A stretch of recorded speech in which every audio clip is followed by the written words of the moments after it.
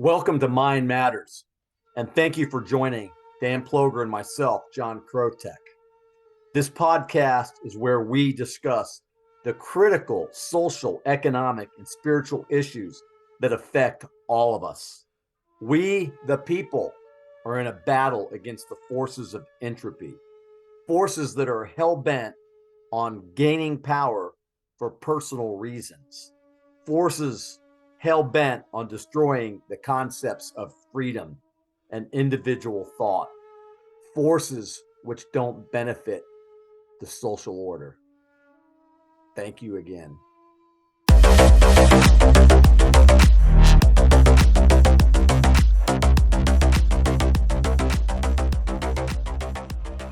Hey, Dan, good to see you, brother. I'm back into the land of the living. Whatever that flu bug was I had, I'm over it.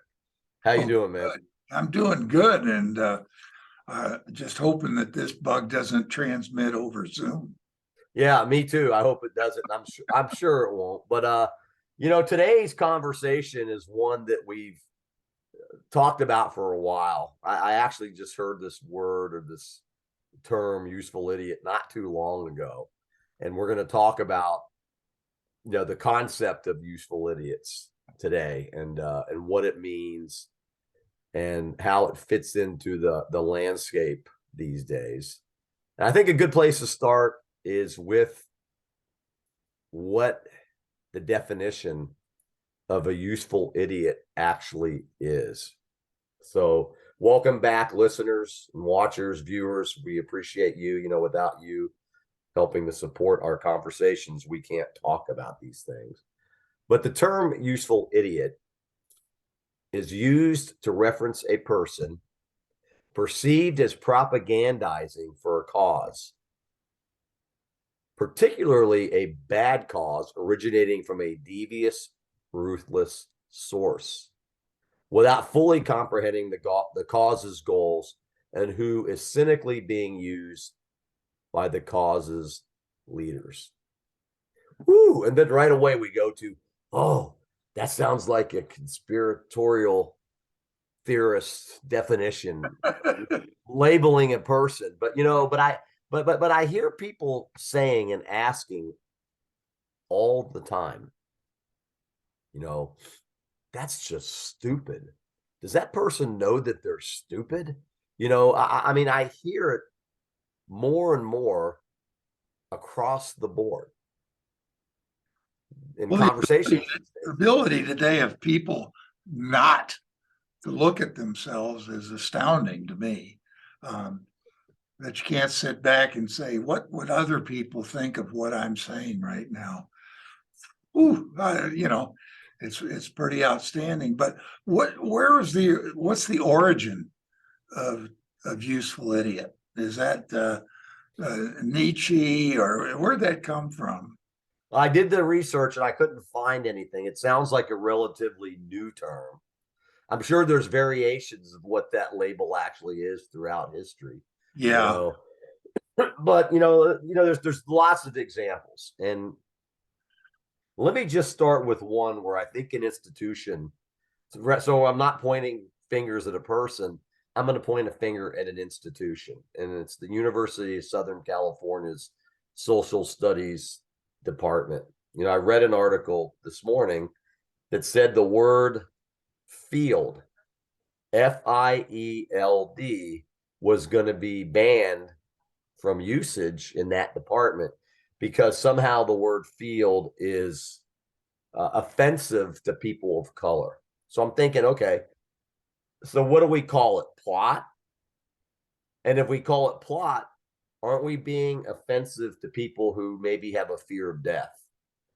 People that don't want to be buried in the ground. I mean, how far do we take this ridiculous stuff? How far do we take it? I mean, my gosh, any word could be offensive to somebody that doesn't understand it or wants it to be offensive. I mean, what are we going to do? Come up with a universal language that only has 100 words in it that only people can say and speak around the globe? This has gotten to be ridiculous. Well, the ignorance of the proponents of this is just astounding. The meaning of a word changes with the context. And how can you possibly, with that in mind, how could you possibly outlaw a word? Because I can make any word into what seemingly is the opposite by changing the context. A good example is we got laws against murder, but we pin stars on soldiers that kill 25 Taliban, for instance. Yes, that is, it's all about perception for sure. And that's the part, that's the part that just it's intriguing, but at the same time, it's just ridiculous. I mean, I feel like this is just me. This is not to offend anybody, but I feel like we're in this huge social humankind experiment, and the powers that be that are it's kind of like the guy behind the curtain. He's grabbing all these levers and he's pushing all these buttons, and he's seeing, or they are seeing, how far they can push people, or better yet, manipulate people into carrying the torch or the banner for whatever it cause they're promoting. I mean, and the list of causes in the past couple of years is just mind boggling. It's take BLM for instance. I almost drank that Kool-Aid. I was like, Black lives do matter.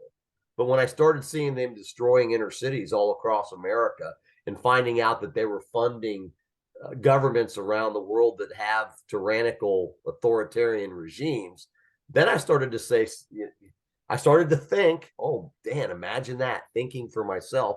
I started to think maybe there's something deeper here. I mean, look at this picture of this guy behind me. Does he look like a deep thinker? I mean, that's when I think of an idiot, and you hate to label people because we've talked about what labels do, but when I think about what an idiot is, I can't help but think, why am I even listening to that person or those people or that organization if it just doesn't make sense? I mean, does burning down the inner cities do anything to help the plight of Black people? Just think about it. You don't have to give me an answer. I know what my answer is, but I don't want to offend anybody. What do you think about that, Dan? Well, for this to come out of universities, of course, that's what you'd expect it to come from, I guess. It's the university system killing itself. It's cannibalizing itself. And eventually the university system is just going to fall out of relevance because, number one, it doesn't provide value to its customers. The customer of the university is the graduate. And if it ends up costing more money to go to college than you can earn as a result of your degree, the university system is going to fail. And it's on the edge. It's on the knife's edge right now. So Yeah. the university system is killing itself. And fine, let it do it. Look at what's happening to Jordan Peterson in Canada. You have a board of supposed experts in your field that are going to judge you based on your political views. Well, I as as was once said famously, I not only deny the allegation, I deny the alligator. Wow. It's great points. That's one reason why I wanted to put this picture up behind me, because the listeners and the viewers, if you're viewing it, you understand what I'm talking about. I want you to embed that image deep into your brain. And when you hear something that you don't necessarily think sounds quite right, try to visualize that's who you're hearing it from. God bless this person or this piece of art, but the reality is we hear so many things these days that don't do anything to help society or humankind or people's relationships. It's all for something, I believe, the conspiratorial theorist that I am. I believe that there's something more here, and it's more about manipulation, power, and control uh, of the masses. What can I say? Yes, that's what it's about. And it all originates with the very foundation of the American culture. And what's number one on the list is the freedom of speech. So anybody that's attacking the freedom of speech, be wary. As a critical thinker, if somebody is arguing that hate speech should be forbidden, uh, they miss the entire point. The idea is that speech that's uncomfortable to hear is exactly what's protected. It's not just speech that is favored by this group or that group.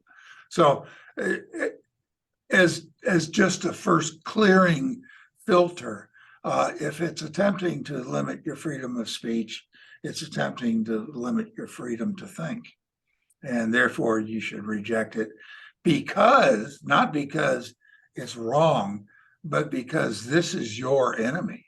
This is who is standing to oppose you. That's a great point, and it does make you think. I would like to think. Imagine they might even outlaw the word think. Don't think. But imagine I would like to, like I said, I would like to think that most people can do that for themselves. Give them the information. It's kind of like the pecking order in a room full of kindergarten students. To put the twister game out on the floor, and I would think that those kids would figure it out, or at least they'd have fun. And I would like to think that with most information, that if we do try to censor, and that's a good point, Dan, if we do try to censor what's being put out there, then we're part of the problem. Let people make up their own minds. It blows me away to even think that we would allow that in a country that has the freedom of speech. That's something different. Censorship is not the freedom of speech. We've seen Twitter do it pre Elon Musk days. We've seen Facebook do it, continues to do it.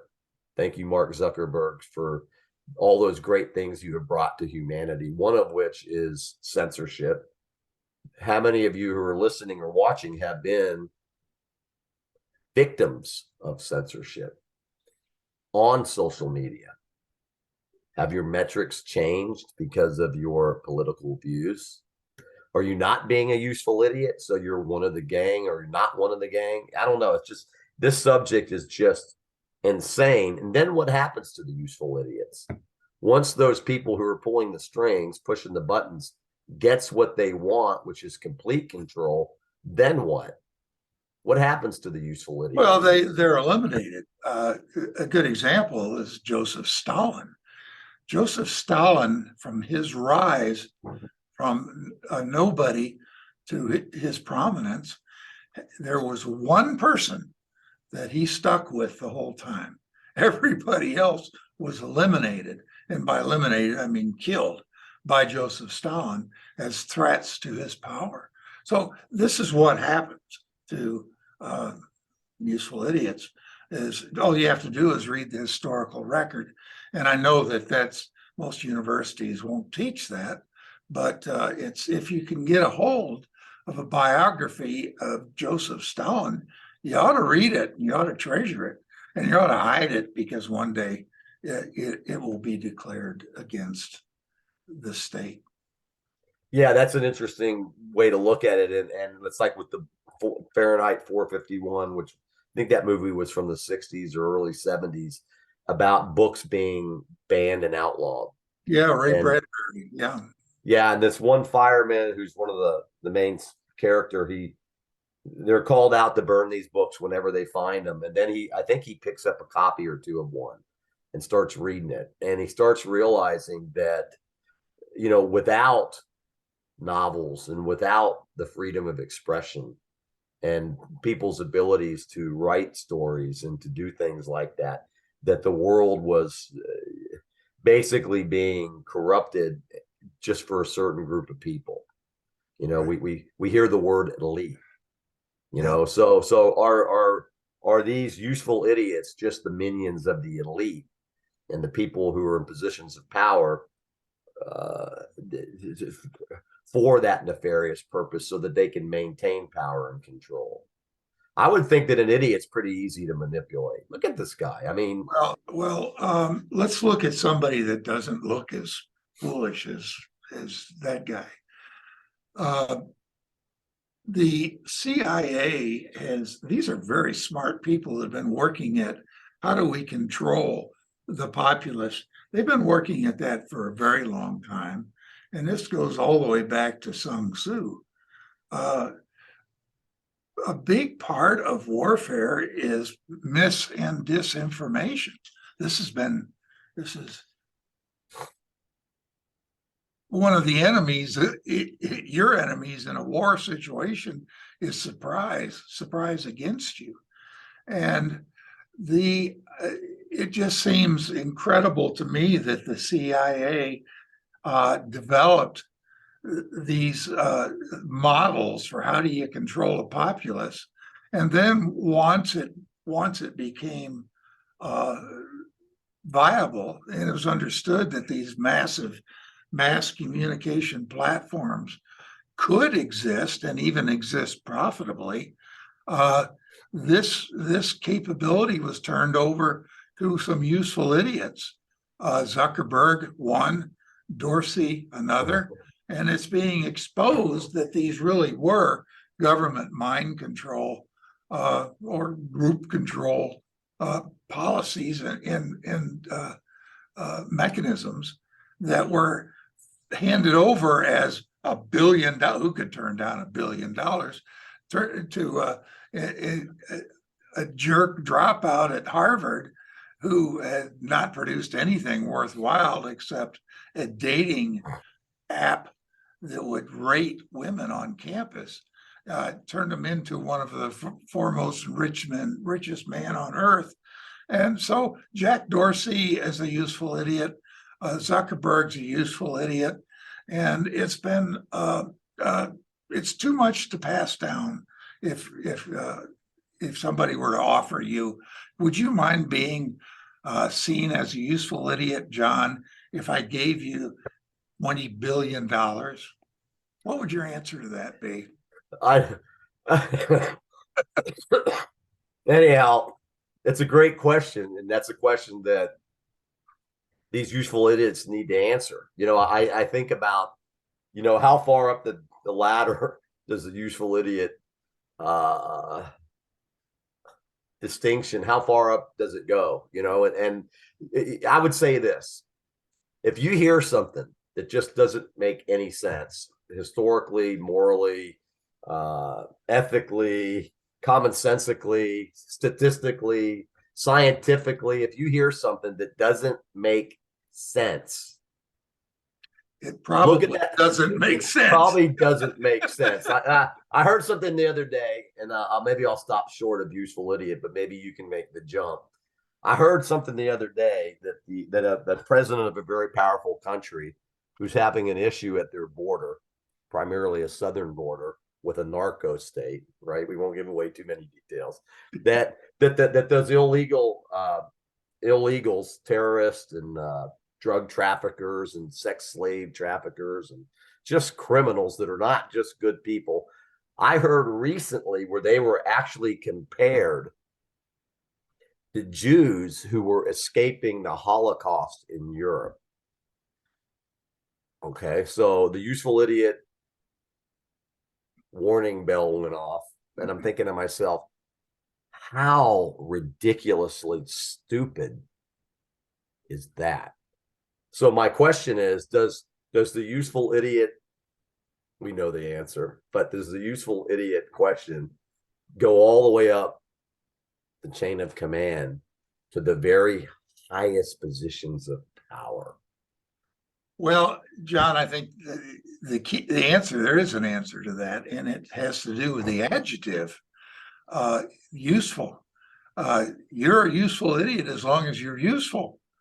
As soon as you become unuseful, that's a bad situation to be in. Like the Chinese oligarchs and Russian oligarchs that jump-started their economy through capitalism, but when they became too powerful from capitalism, they had to be put in their places. So they're no longer useful, John. And where did they go? Is there an island somewhere where all of these useful idiots go and retire in peace and in comfort? Historically, the answer is no. And I would urge your listeners to maybe do a little research and see, where do all the useful idiots go? Long time passing. Yeah, that's a great point. And so when I think about that, imagine that, think again, that I would like to think that I'm a useful idiot for the truth. And I would say, I would challenge listeners, wherever you are, whatever you're doing in your life, whatever you hear, I would challenge you to use the useful idiot litmus test. And like you just said a second ago, Dan, if it doesn't sound right to you, chances are it's not right. So the next time you hear a narrative that doesn't quite sound right, ask yourself this. And even though he might not look like this guy behind me on this graphic, ask yourself this: does that pass the useful idiot test? And if it's no, then be wary about what kind of information they're trying to get you to believe. Any final thoughts, Dan, on useful idiot? I think we've about covered it, John. And the answer to this, as well as all of the questions that we've talked about, is critical thinking. Does it pass the smell test? If it doesn't, sniff again. If it still doesn't, it stinks. and move on. So your mind does matter. Do not let your mind become, do not let yourself become a useful idiot, and don't fall for the narratives of useful idiots. Thanks, Dan, for hanging in there while I was sick this past week. I'm on the mend, and it's great to see you, brother. Appreciate okay, John, get well.